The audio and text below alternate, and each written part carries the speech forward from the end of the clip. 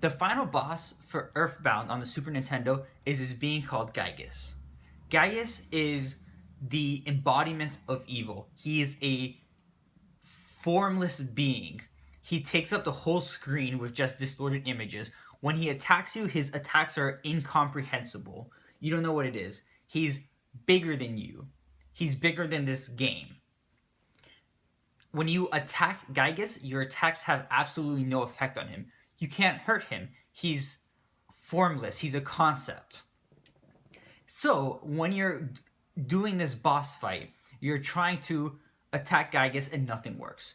It creates a very big sense of helplessness that, as I said, he's bigger than you. You can't defeat him. You can't hurt him. You can't affect him whatsoever. In the game Earthbound, one of your party members has an ability called Prey. I believe whenever you use Prey, it would just activate a random effect. I haven't played the game in a couple years, so I don't know if that's 100% accurate, but I think it creates a random effect. And so it's not very often used. It's not very reliable, it's not great, you have better options.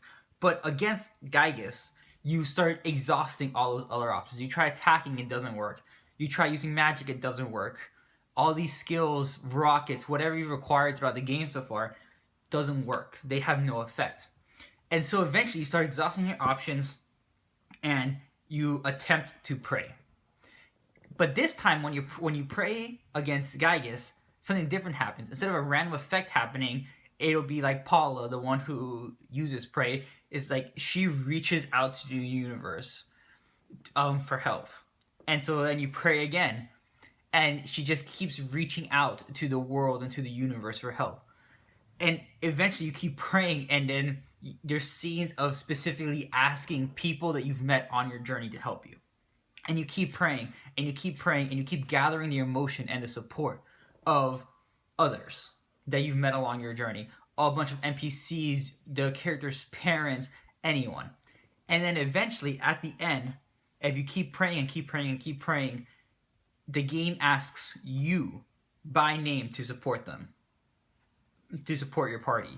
At the beginning of the game, it asks you to type your name, to enter your name, and I don't recall this information actually ever being used, so you kind of forget that it's a thing. Until at the very end, it asks you by name to give your energy, essentially, to your party and to help them. And so this concept, this culmination of human emotion eventually defeats Gygus. That's how you beat him. You have to keep surviving while praying and praying and praying and gathering the emotion and energy from everyone you've met on your travels, including yourself, your real life self.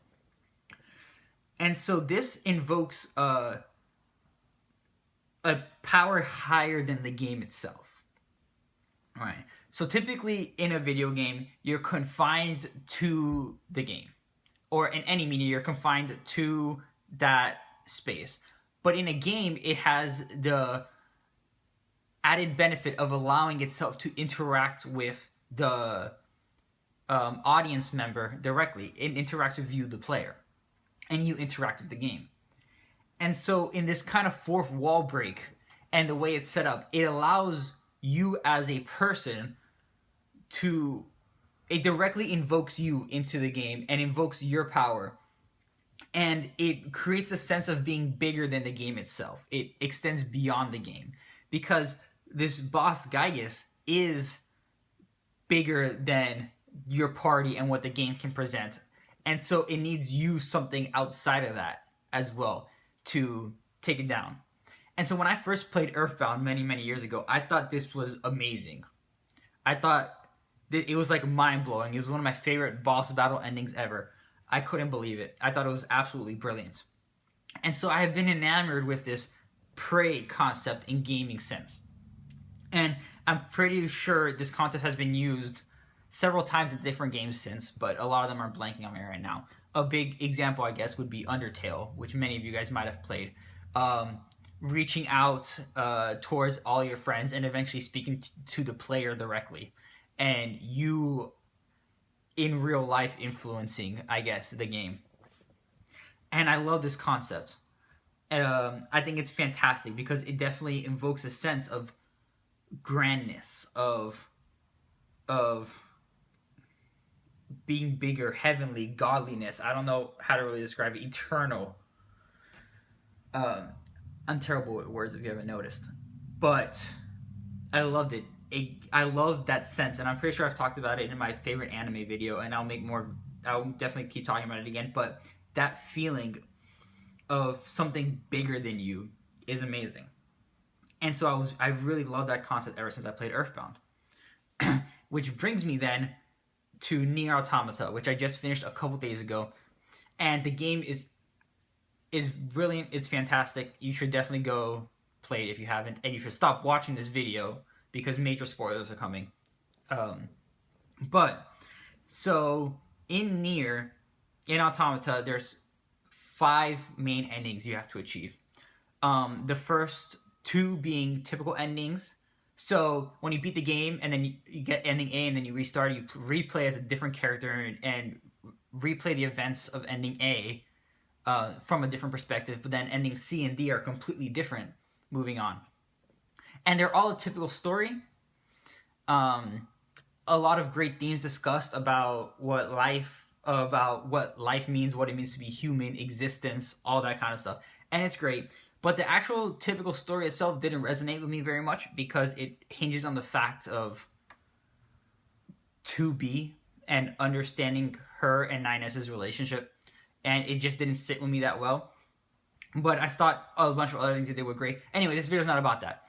What it is about ending E, the final ending, because endings C and D, they kind of suck. Like, everybody dies. It's not great. It's an okay ending, but you want more from them. You want more. You don't want it to end like this. And the game knows that. And so it gives you this choice in ending E, this last route, to rise up against the way the narrative has been set out for you. It gives you the option to rebel against the narrative, to get something different out of it. And it does this by making you fight the ending credits. The ending credits being those who created the game. It's having you actually fight against the creators of the game to reject the narrative they've created for you so that you can make a new one that you hope is better. And this concept in itself is brilliant. I've seen the credits being shot down, fighting against the credits in a million different places. As the first one I can remember is Super Smash Bros. That did it, and it keeps doing it. But it's great that it actually gives it purpose and that you're rebelling against the narrative and everything. But what really took it over the edge for me is that the credits are really, really hard.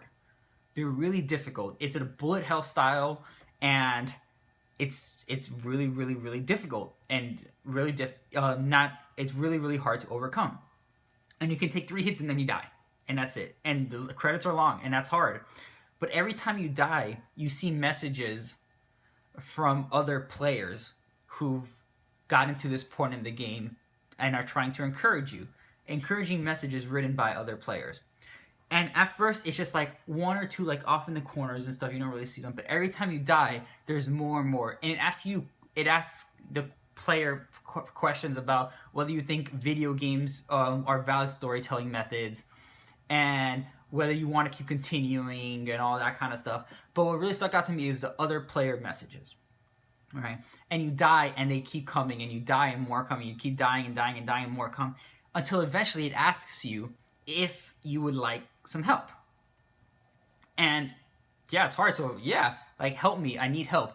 And so those same players that left you messages, then essentially upgrade your ship so you can take more hits and you do more firepower so that it's significantly easier. And so this is invoking that prayer concept.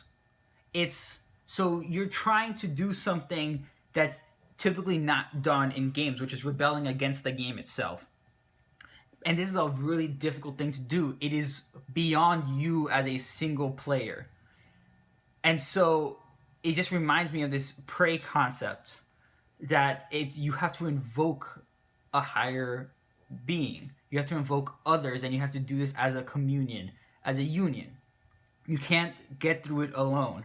And this this really stuck with me, especially if you watched my Kimono Friends video, because like I talked about the exact same thing there. Like it's the exact same concept of not being able to do things alone and needing friends to overcome these challenges. All right. So it hit me like a truck when I was doing this, when I was playing this game. But eventually, like you can get that power and overcome it, and you win. You can overcome the narrative, and everything is good. The characters get a second chance to maybe do things differently, so things don't come out as horrible, right? And it's amazing, and it stuck with me. And then after you succeed, it gives you the option to write messages for other people, right? And I'm like, hell yeah! Like they really stuck with me. Not only like in the game, but like on a personal level, because of yeah. Um, but it was phenomenal. And so I'm like, yeah, definitely. So I took my time crafting like the perfect message that I wanted to say to people, like crafting exactly what I needed to hear. And then it's like, would you want to help somebody else? I'm like, yeah, because that was the point, right? That was the invoking myself. Now I get the opportunity to invoke, be part of somebody else's prayer. I get to answer somebody else's prayer and help them overcome this too grand of a challenge. But then, in order for me to actually help another player, I need to delete all of my save files. The game tells you you can help them, but then we will delete all of your saves. They'll be gone. That's what you need to sacrifice in order to do this. And I was completely taken aback by this. Right? Like at first I didn't believe it could be a real thing. But I ended up believing like I had to take the possibility that it could delete my save, especially since there was a lot that I hadn't done yet. Like this is a big deal. I want to answer that prayer, and I want to be part of that prayer, and I want to assist those people because I wouldn't have been able to do it unless they assisted me.